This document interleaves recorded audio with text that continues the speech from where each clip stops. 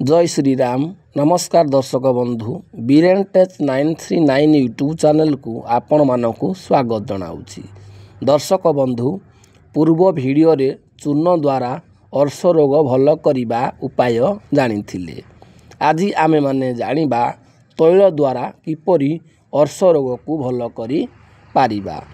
ताहा हेउची काशी स्वाद तैल, राशि तेल 4 सेरा, कल्कपाई, हरिकाश, सैंधव, पिपली, सुंठी, कूढ़, लंगलंगलिया, पाउंसिया, कनियर मूल, दंतीमूल, बिडंग, चित्रमूल, हरिताल, मनशिला, सुनामुख, लड़ुका सिंदूर अठा, अर्क क्षीर, एही समस्त द्रव्य मिलित एक सेर, गाईमूत 16 सेर एकत्र यथा विधान रे पाक करिवे।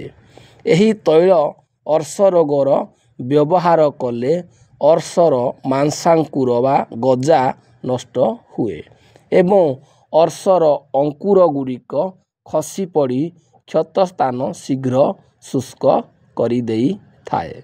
एहाकु बाह्य प्रयोग करिवे।